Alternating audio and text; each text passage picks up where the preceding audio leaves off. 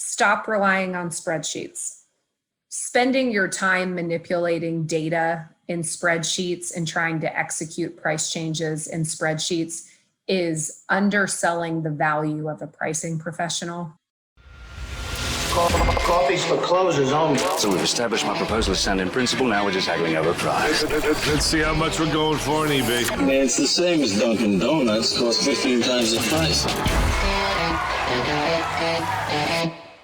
Welcome to Impact Pricing, the podcast where we discuss pricing, value, and the digital relationship between them. I'm Mark Stiving. Today our guest is Lindsay Duran. And here are three things you want to know about Lindsay before we start.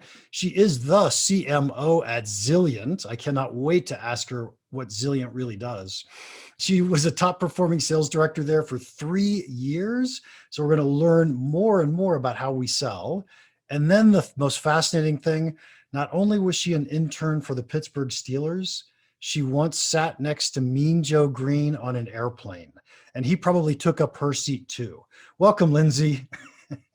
Thanks so much for having me, Mark. Was Mean Joe Green that big that he spilled over into your seat? He wasn't quite that big anymore, but he was probably one of the nicest people I've ever met. Nice. Those are always fascinating stories. Well, let's start. How did you get into pricing? Do you consider yourself in pricing? You know, I do now, but I would say, Mark, that really wasn't always the case. I had some experience setting prices back when I was in product marketing and product management, gosh, more than a decade ago, but always been in the high tech space, really. And I found my way to Zilliant almost by accident. And 9 years later, I'm still here. Did you start as product management or product marketing at Zilliant? I actually started in more of a broad marketing role, doing everything from content marketing to marketing communications, and certainly product marketing very, very much became part of the mix there over the years. Nice. I have to say, as a pricing person, I teach a lot of product marketing, product management people. And I think the key reason I love them in pricing is because they usually understand the value of the product to the buyer better than anyone else in the company, with one possible exception. Absolutely. I think that's really key is trying to be able to estimate what value a product has relative to the alternatives that are available in the market, for sure. Yes. And let's kind of tweak our way into the topic today, because the one exception is I think salespeople probably have a closer understanding of the market, but they also probably have incentives to price lower than we probably should. Is that a fair statement or not? I certainly think that there is a bias towards making sure that you don't lose the deal, right? A bit of a zero-sum game. So what is the highest price that you can get away with while that's still being acceptable to the customer? And so certainly there is a bias to over discount. And I think I can say that given that I'm a former salesperson. Yeah, I was a former salesperson too. There's no doubt. And I'm not trying to pick on salespeople. I dearly love them. They add so much value. In fact, Absolutely. we're going to talk a little bit about sales, but first I want to talk about Zilliant. Now, I have been involved with large pricing companies in parts of my career. And one of the things that's always seemed true to me is that nobody can really explain what you do. So as a CMO and an ex-salesperson, I would expect you have the perfect answer. What does Zilliant do? So I'd like to, Mark, if I could just start with an analogy, because I think that examples are probably the easiest way to explain things. Let's imagine for a moment that you are selling office supplies and that one of the items that you sell are boxes of pens. So if I am selling you office supplies, Mark, and let's say you have 5 people at your company, you would expect to pay more or less per pen than, let's say, a company the size of Dell, for example, right? And your answer should be that you would most likely expect to pay more per pen, right? And then I might ask you why you might expect to pay more per pen, right? Some of that might be the fact that you are using and ordering far less pens You might make smaller order size purchases. You spend less with me overall than a company like Dell does. It might have to do with your location and where you're geographically located. It might also have to do with the brand of pens that you buy. Maybe you really like premium pens and Dell is looking for the cheapest, lowest cost pen that they could possibly buy, right? And so what I've just described there is why there is such a thing as price differentiation between customer segments in a market. And so what that lends itself to, and all of those characteristics or attributes that I gave should seem rational to most people as they think about it. What that lends itself to is, how do I determine what is the right price to charge you for a box of pens versus the right price to charge Dell for a box of pens? And how does that price need to change over time based on any given set of market factors, or your behavior changes or Dell's behavior changes? And so pinpointing what is the best price to charge is really, really difficult, especially for companies that have a lot of products that they sell or sell to a large customer base, or really just have any level of complexity in the pricing decision. And so what we do at Zilliant is we help companies using software and using data and data science figure out what is the best price that they should charge in every selling circumstance. And then we help companies figure out how to manage all of the processes that go along with setting, updating, executing prices in the market. Okay, Lindsay, I have to say that was a brilliant answer. I have almost always, when someone gives an answer on my podcast, I usually simplify it instead of making it more complex. And yours, I'm going to actually make it more complex. So what you just said, and I'm going to say this in words that I would normally teach, you just said, look, different customers have different willingnesses to pay. Companies that do their jobs well understand how to calculate that willingness to pay. And we call this price segmentation. And if you've got enough data, then you have the ability to do this statistically, scientifically, to say, look, this is who's willing to pay what, and here's a new customer, they fit in this segment, here's what we should charge them. Yeah, I think you absolutely hit on part of it, and that's really the segmentation piece of it. I would actually take that, I'll say 2 steps further, if I can, and make things slightly more complicated for a moment now that I've given my simple answer.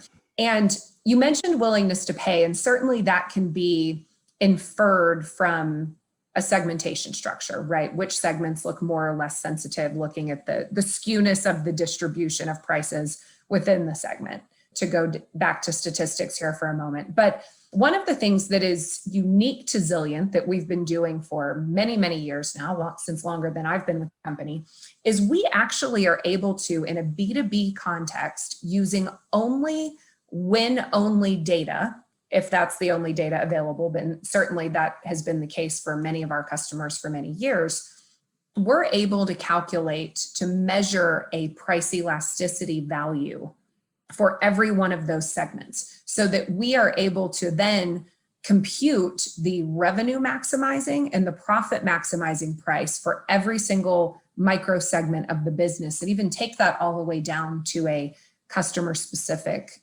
level. And that's really key when you think about price optimization, because the term optimization is really, from a mathematical sense, a goal-seeking proposition. So what am I trying to achieve with my price? Do I want to maximize my profitability? Do I want to maximize my revenue or share? Or do I want to be somewhere in between those 2 numbers for any given segment of the business? And how do I get there using data science and software? Because that is, for a lot of companies, quite a lot of data to compute and churn through to determine those optimal price points. Yeah, I think in this world of big data, you really do need data scientists and big systems and people that understand what they're doing. It's absolutely challenging. Now, I want to push back on something just a little bit. And this concept of price elasticity, I personally am not a huge fan of it, but I want to give you a chance to convince me that I should be thinking differently.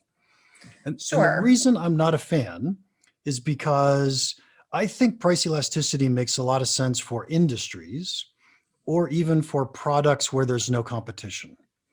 But if you ran a study and watched me lower my price by 10% and I gain a bunch of sales, that didn't talk about how my competitor might react.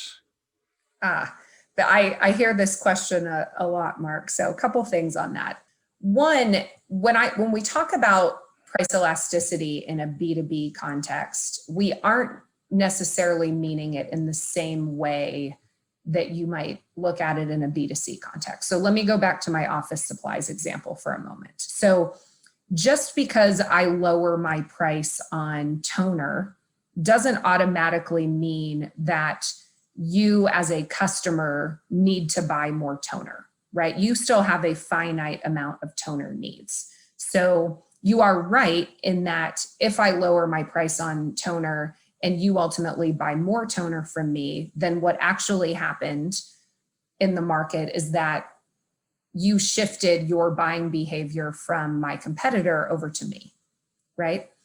And that's absolutely true. And so when we look at win-only data to calculate price elasticity, we are actually inferring competitive behavior in that, because you would, I think, agree with me that most sales happen at least under some semblance of a competitive circumstance, right? Unless you are a pure monopoly and there's no other choice. So that competitive response in your historical transaction data of where you've actually won in the past can give at least an inferred indication of where the competition is, right? It's not perfect information, but it's better than no information.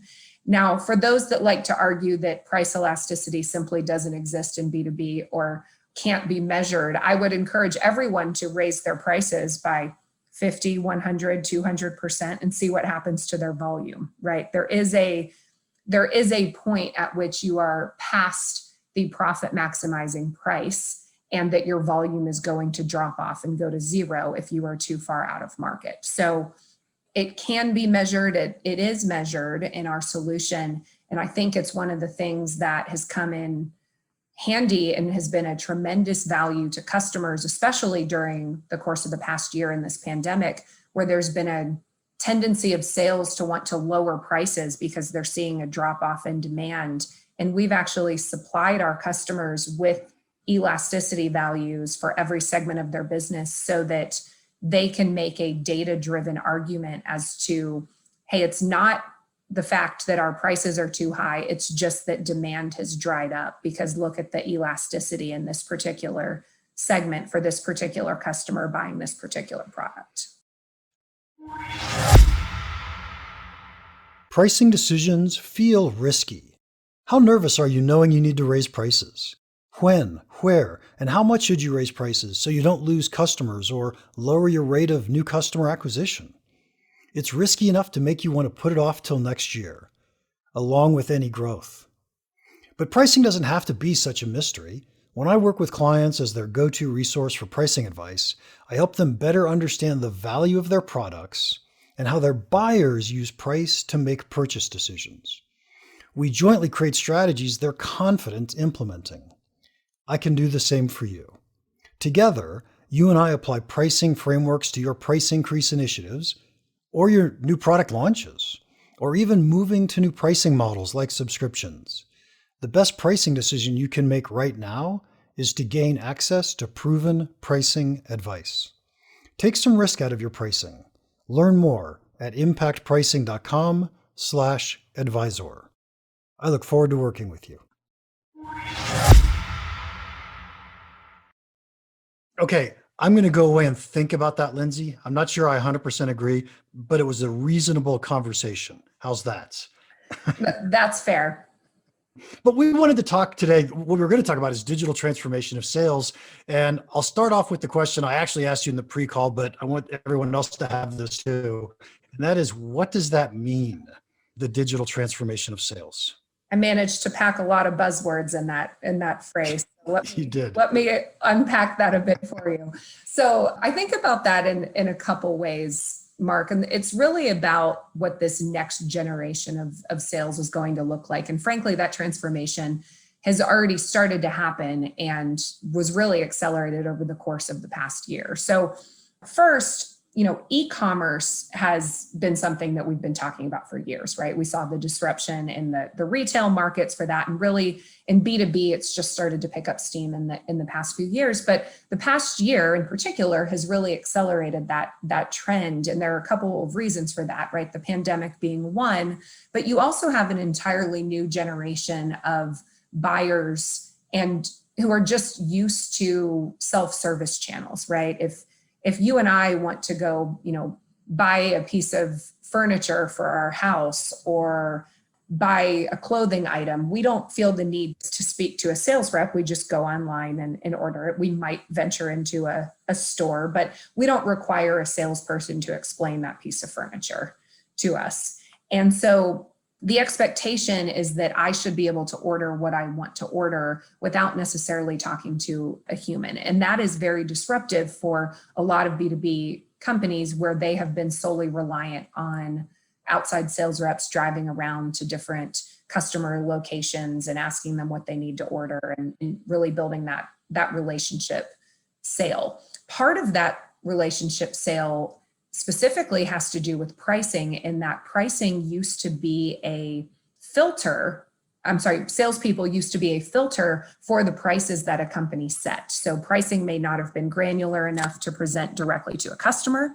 And as a result, salespeople would then modify the price before they put it in front of a customer. Certainly that can no longer be the case when you have e-commerce channels. So you have this kind of shift over to e-com, but then the expectation is that a salesperson, when they do interact with a customer, is that they're adding tremendous value, right? And if you are managing 70 accounts and you have a product portfolio of 200,000, 300,000 items, it can be really difficult to have a needs-based conversation with every single customer that you encounter, yet that is what they expect.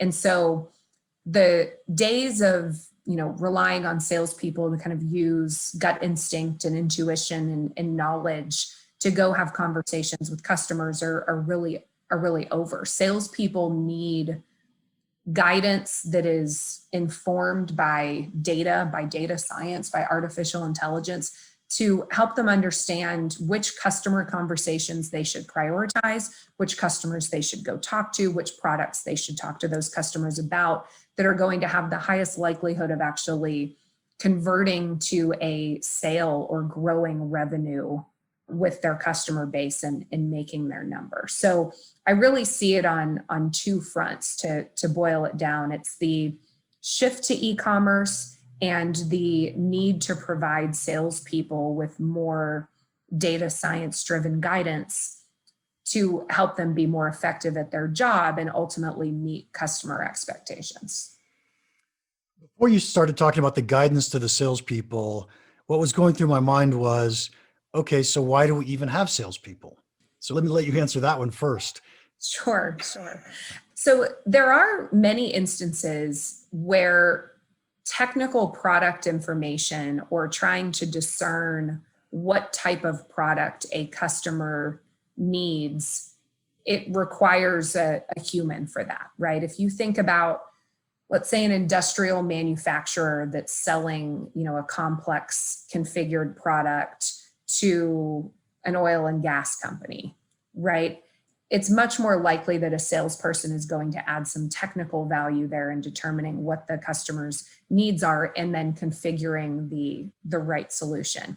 Or let me take an industry where they're not selling complicated products and give another example. If you think about food service distribution, right? The motion today for food service distributors when they go and visit a customer is that they ask them what they need to order, right? And they stop by, they go back into the kitchen, they look around, they see, a competitor's paper towels instead of their own, and they say, hey, I can give you a better price on those than what you're getting today, and what else can I order for you, right?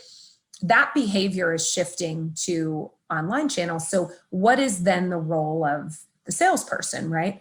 The role of the salesperson, one, is to go get new business and visit customers. The second role of the salesperson is to add value to that particular restaurant. So that might be helping them optimize their menu, looking at other value-added services that that distributor might offer, such that the buying decision for the restaurant doesn't just come down to what prices are you charging me, but it comes down to what other value are you adding in our conversations beyond just what can I order for you today? Yeah, I think this next question fits in our conversation, but I'm often helping startup companies, entrepreneurs, and they're putting together their distribution channels. And I have a rule of thumb that I use in my head that says if a product or a sales opportunity is not at least $10,000, you don't want a direct salesperson. Now, A, do you agree with that? And then B, how does that fit in this world of digitalization of sales? Because it almost feels like that 10,000 number is going to go higher. Mark, I'm so glad you asked that question, because it's going to let me talk about something that I think is a really interesting concept and capability that we're doing with a handful of our customers. But let me answer your explicit question first.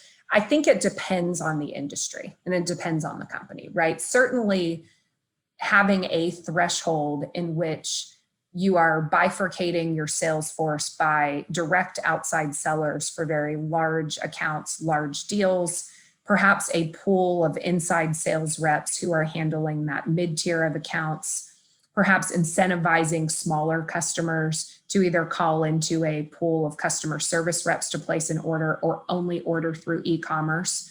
And maybe you can incent them through different pricing for doing that. So I think that companies are rethinking that a direct seller might need to be involved in every single order, that there are ways to create more efficient and more cost-effective sales channels and let your salespeople handle the larger ones. But one thing that doesn't get talked about as much in that context is how do you handle price negotiations, right?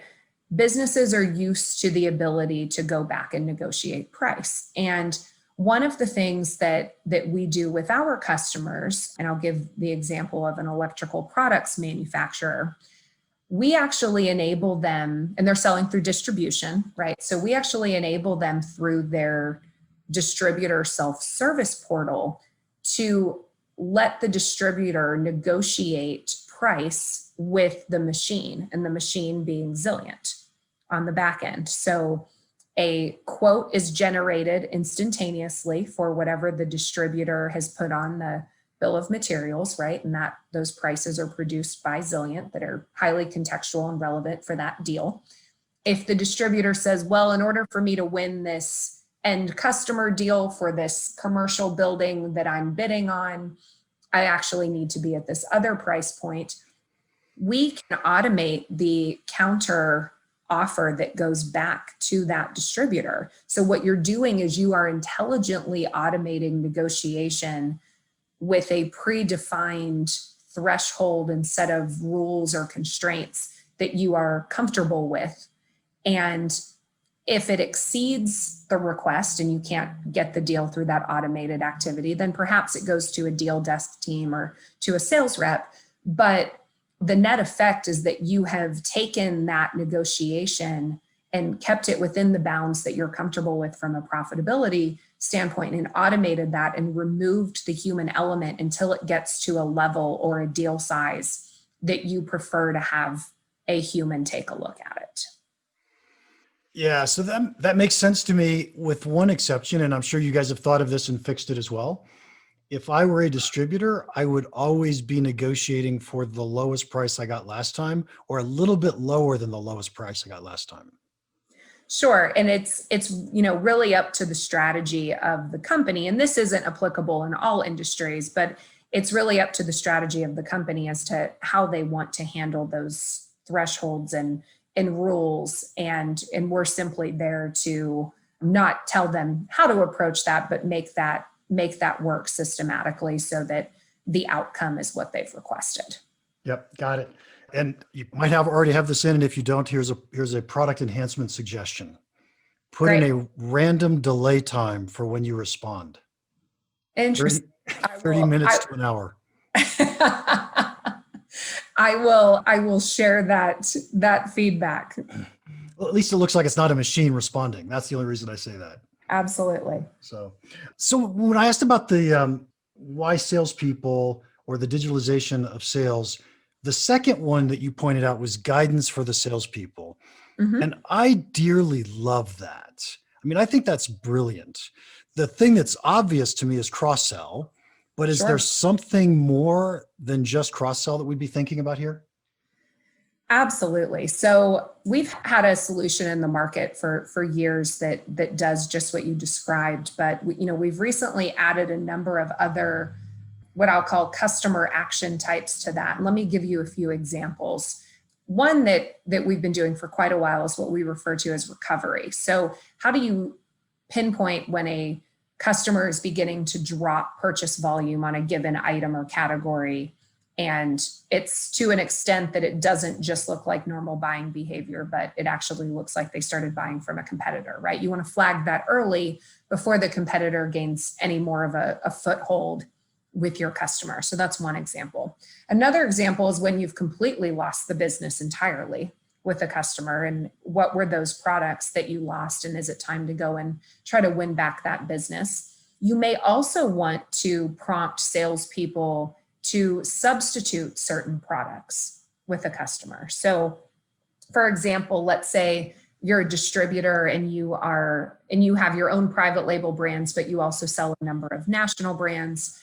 Perhaps your private label brands are a lower price point for the customer, but a higher margin for you. And you would prefer to recommend that your salespeople sell your private label as opposed to the national brand when they go to create a quote or have a conversation with the customer. You also have an example of inventory, right? Many companies are sitting on excess inventory and trying to figure out who's the best customer to buy that inventory and with what offer is often an action that we are asking salespeople to do, but not really giving them any guidance on who they should talk to about that, right? So how do you pinpoint the customers most likely to buy it? And then really on the pricing front, Mark, I'd say that, one of the challenges that companies face is that they often give discounted pricing based on some future volume commitment to a customer. And it is very common for customers to not hit that volume commitment, right? And then you are A, not getting the volume you expected, and B, it's at a lower margin than you otherwise would have charged. And it's very hard to keep on top of that and spot that. And so one of the things that we're able to do is flag for salespeople when customers are not on track to meet those volume commitments so that they can go have a conversation with the customer, course correct, maybe make adjustments in the pricing if that's warranted or allowed, and so forth. So a number of different things that we can go do, as well as actually create custom actions. And I'll give you an e-commerce example to really tie the whole digitization of sales concept together here. But perhaps you have a number of customers who have requested a quote on your website or added things to their cart and then abandoned that. It's challenging then to get salespeople to follow up on those items without having a systematic way of doing it. So we can enable companies to simply upload that information directly into our system and push that out as actionable guidance for salespeople to go follow up on those quotes that didn't convert, right? So a lot of opportunities to really guide salespeople to the best actions that are often intended by kind of that corporate strategy layer of we need to go execute on X, Y, and Z, but salespeople don't really have a meaningful way to do that given all of their other responsibilities. You need to give them that customer specific action to go follow up on. Okay, Lindsay, I have to say that was brilliant. As I'm sitting here listening to you talk, here's what I'm thinking. Oh, that's obvious. Oh, that's obvious. Oh, that's obvious. But I never thought of it before you said it. It's that obvious. So I just thought what you said was totally brilliant. And I could see how the answer to the question, what does Zilliant do? The answer could be, here are the problems of yours we can solve. Yeah, I think a very easy way to think about that is, how should I price my products? How do I more effectively manage my customer price agreements? And how do I point my salespeople to the actions that are going to drive the most revenue and margin growth, right? And do that in a systematic way. Yep. And every one of those decisions will drive profit to the company. So Absolutely. absolutely brilliant. Okay. We are way longer than normal. You were brilliant. Thank you so much, Lindsay. But I do have to ask the final question. What's one piece of pricing advice you would give our listeners that you think could have a big impact on their business? Stop relying on spreadsheets. Okay. You got to go a little bit farther. Sure, Mark. I think that spending your time manipulating data in spreadsheets and trying to execute price changes in spreadsheets is underselling the value of a pricing professional.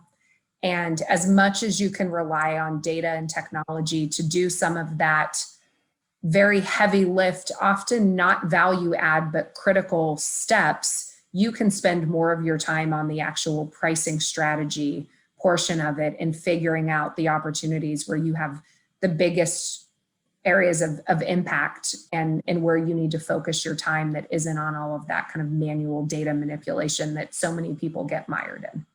Yep, absolutely. I agree with that completely. So Lindsay, thank you so much for your time today. If anybody wants to contact you, how can they do that? Sure, you can certainly find me on LinkedIn. I'd encourage everyone to check out the Zilliant podcast, which is called B2B Reimagined, which you can find on our website at zilliant.com, or you can email me directly at lindsay.duran@zilliant.com. Perfect. Thank you so much. Episode number 117 is all done. Do us a huge favor and tell a friend. Leave us a review. I would be hugely grateful if you would do that. And finally, if you have any questions or comments about this podcast or pricing in general, feel free to email me, mark@impactpricing.com. Now, go make an impact.